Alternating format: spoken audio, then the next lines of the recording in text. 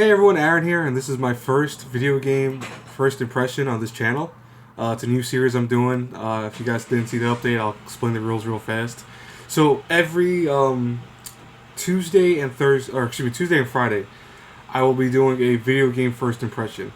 Now, unlike my anime reviews, which I actually go through the whole series, I review it, and I talk about what I liked and disliked about it without using too many spoilers. My video game first impressions will be more so me playing several hours of the game and telling you guys what I think so far of the game. Now, I know this may sound kind of odd for people, but I think this is a good way of kind of gauging how a video game either should be bought, rented, or not bought at all. And what I mean by that is that a lot of games, unlike anime or any form of other medium in terms of stuff that progresses as time goes by, video games always stay the same.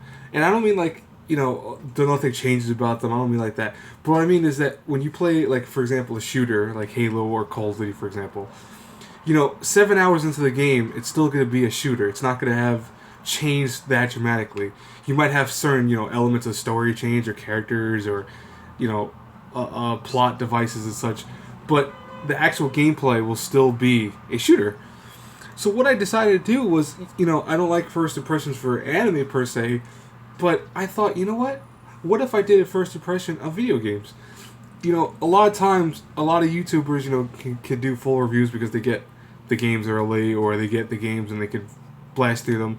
I like taking my time with video games. Don't get me wrong, it won't take me weeks to beat a game, but it takes me more than, a few hours. And if a game's like 40 or 60 hours, consider maybe a month it will actually take me to actually beat the game. So instead of making you guys wait for that long for me to do a review, I figured, what? Let me actually do a first impressions. Because this way you guys can see if this game's worth or if you think it's going to be good. And keeping akin to my anime reviews, I'm going to keep this very similar. I'm going to have, it's very simple. I'm going to show screenshots. I'll talk about the game. I'll try to avoid spoilers as all possible. I'll always do that. But it'll give you guys, I think, a good kind of, should I keep looking more at this game, or should I buy it, or should I rent it, or should I just skip it all entirely? So I figured to start off my first video game impression, that would be Corpse Party Blood Drive, which, as if anyone saw my top 50, which I highly recommend checking out if you haven't. My top 50 anime actually had this in around the 40s, because I love Corpse Party. It's not that I'm a sucker for things that are overly violent or grotesque, but in terms of horror, I think when horror does this and they're not afraid to push those boundaries, it can make for some really good horror sometimes. Like stuff like Hostel and those stupid movies, Those movies I think are just grotesque because they're just trying to be grotesque. But stuff like Corpse Party or Higurashi, for example, put a kind of psychological thriller aspect on being, very over the top. So anyways, if you guys never heard of Corpse Party, it's, understandable to a point. Corpse Party came out way back when in the 90s as a kind of RPG Maker-like game on the computer. And within the 2000s, late 2000s, I think it was 2010 around that, we actually saw a PSP release of it, which was called Corpse Party Blood Covered. That was the first game of the series. It was followed up by another one called Corpse Party Book of Shadows, and then this is the last one. So there are some spoilers to this, guys. I can't avoid it because this is the third game. But I'm figuring that if you're watching this video, most likely you kind of expect this to be a little bit spoiler. So I'm not going to spoil a lot of stuff, but I'll spoil a little bit here and there.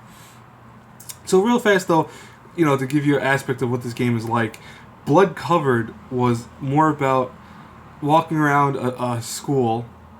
And here's the thing, though. This is not a normal school. The concept of the whole Corpse Party series is that a whole bunch of friends performed a thing called the Sachiko Ever After charm, which was supposed to keep them, good friends and kind of be a kind of good luck charm, But it actually turned out to be something that would actually perform a ritual, which was dark, which would actually send all the people that participated in the charm summoning to actually go to an outer world, another world. And in this case, a place called Heavenly Host Academy, which was actually a school that doesn't exist in their world anymore, but for some reason was recreated by evil spirits and is a torturous place that has multiple closed dimensions. Friends might all go there at the same time, but they might actually be in the same dimension. It might not even be the same time slot. And what was great about this story was that it put your characters in such a kind of darkening state that one of the main things of the game was this thing called darkening, where looking at stuff too long or being feared by certain creatures or seeing ghosts for too long would actually make your character lose their mind. And that was a long kind of running staple of the series. Book of Shadows, which was a sequel to Corpse Party Blood Covered, took more of a kind of visual novel aspect. I mean, they both all have a kind of visual novel aspect, but it took it more a little bit further, making it a point-and-click game, which wasn't a bad game. It was actually pretty good, but that was like a kind of mid-sequel to like prequel to the original game. Blood Drive, however, incorporates more so the first concept of Blood Covered, so you're going to have more of the RPG Maker elements, but a lot better. So real fast to show you guys, this is how the art style looks for Corpse Party. It's got some very nice anime visuals, anime visuals in terms of what the characters look like, how they're depicted, and that's why I kind of always thought these type of games would be good for me to do first impressions, because I love anime, so instead of doing Halo or Call of Duty first impressions, let me do stuff like from Japan, at least in terms of quality content, But this is the kind of art style you're looking forward to in this one, Blood Covered. And this is the gameplay concept. So what you're going to be doing in Blood Drive is actually walking around in a 3D kind of environment, using elements of a flashlight to keep yourself to look around, to keep yourself insane, because if you lose all your flashlight, or actually all your batteries for your flashlight, you'll be in complete darkness. And there's a lot of areas in the game that you need a flashlight, or at least some way of seeing in the dark. Now, going with the same story of the first one, the survivors of the first game are now together again in the third game. Excuse me. This technically is the fourth game, but the third one, which was actually like an episodic type game, never came out in the West, at least so far. So this is the fourth game, but the third of the main series. So this is technically the third game. So if I make the mistake between back and forth, forgive me for that. But there's also a lot of, and right now I'll tell you guys, there's a lot of Corpse Party imitators and RPG Maker side stories and what ifs and such. Those are great, but they are just their own kind of non-canon type stories. So if you ever see those or play those, know that those don't have anything to do per se with the actual game of series that this is talking about right now. So the whole concept of the survivors now is that they want to bring back their friends that died in this horrible, horrible place. And one in particular, Ayumi, is actually the one who could possibly do it, using a thing that she tried to use in the last game, which is called the Book of Shadows, which actually can resurrect her teammates and people that died in the school. But lo and behold, this place is not a normal place. Heavenly Host Academy is full of traps. You can already see the kind of decrepit place it looks like. It's a place that has corpses. It has horrible, horrible entities, which are going to be a main enemy of the game. You're walking around in a place where you have a health bar, not represented on the screen, but you're in your inventory. Almost think of like Silent Hill or Resident Evil, that type of nature. And that you have to be careful, because as time goes by, if you keep getting hit by stuff or you keep looking at horrible things, your character will suffer from darkening, which, like I said in the first game, or the first beginning of this video, is an element that the series always runs with, that it actually makes your character go in crazy and you might hear voices. And what's really cool about Corpse Party is I suggest highly that you actually use headphones to play this game, because you can actually hear audio through the headphones a lot better. You can actually hear like spirit voices and such that kind of create more immersion. They create this tension that while you're walking around, you have to kind of hear all this creepy voice. What is this voice? Also, new to the series is more so your friends are also not your friends anymore. A lot of them that have died in the previous game are now enemies because they've been kind of corrupted by the space of Heavenly Host. So what they'll be doing is they'll be actually chasing you, and you have to be careful of that. Because a lot of times, I know the first few hours alone, I would run up to a character and be like, oh, that's my friend from the first game, only to find out they're now evil and pretty out to kill you, because they're not per se pissed off at you, but they're just corrupted with evil and hatred. And one of the cool things about Corpse Party that I always think is really cool in general is how they deal with horror. I mean, again, this is a game that there is some corniness to it. I've already experienced a few corny moments compared to the first few. But overall, this game made me jump already several times. And by the way, I forgot to mention it. This is for the PS Vita only. But if you have a PS TV, you can actually play it on the TV. So, it's compatible with that. I usually will from now on. I'll put in the beginning of the video what it's for, the system, that whatever game I'm talking about, what system it's for. I apologize for that, but I realized midway. But so far my impressions of this game is just like the first ones. More so, oh, image. I had a problem with this image earlier that it keeps not showing up, but one of my images was it showed a trap, like one of the new items of the game is actually trapped that you have to kind of cut, otherwise you get hurt.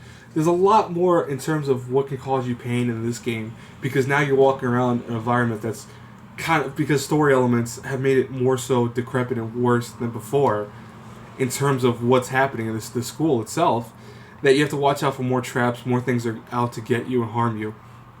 Now, in my opinion, so far, Corpse Party, I'm several hours into this game, it's about the same as all the other ones. So if you've played the first one, you know what to expect. The second one, kind of know what to expect.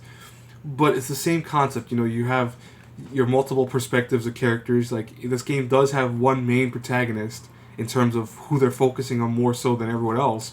But you are focusing on the multiple characters, too, at the same time during different chapters. Because this is an 11-chapter game with multiple endings that are called wrong ends when you make a mistake. Or you actually accidentally do something that's not correct. For example, saving a certain character before they're supposed to be saved, or allowing a character to kind of go out on their own, can lead to a bad ending. And don't get wrong, this is actually something you want to strive for, because the game rewards you for getting all the endings at the end. But it's not the canon ending. What you want to do is actually get the endings that lead to the new chapters. But I'll tell you right now, if my opinion, if you either buy this, rent it, or just skip it, I'd say buy it. You know, I love horror games. I love this kind of concept of, you know, using sprite characters for horror games and also blending it with anime. But Corpse Party Blood Drive so far is a fantastic game.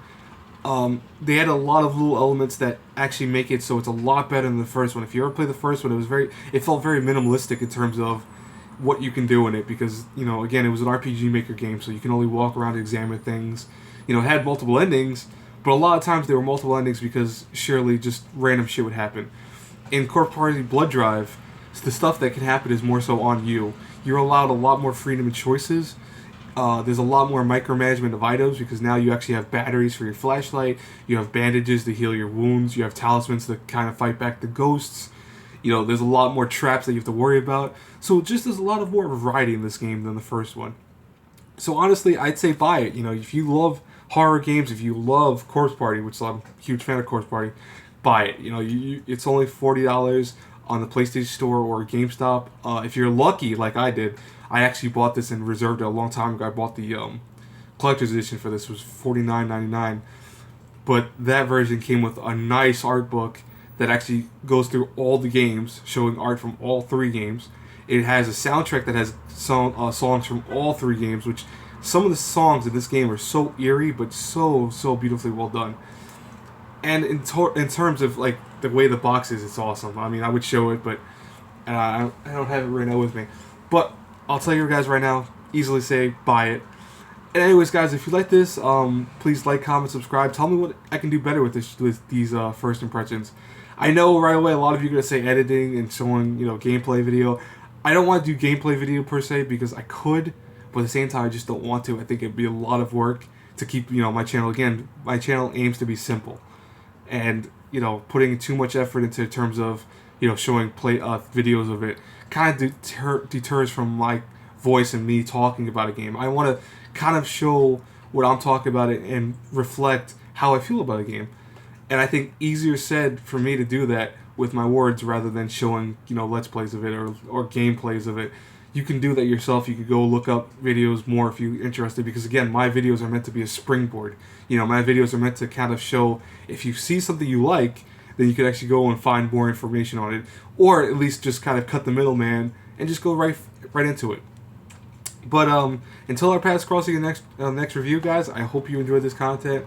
I have a whole bunch planned already, that I have a line of video game reviews that I'm planning on doing, and I'm uploading again Tuesday and Friday. Sunday maybe sometimes. Like this Sunday I probably will, because I missed another review that I was supposed to do last week, and I'll do that review. But anyways, guys, have a good one as always. I'll talk to you later. Bye bye.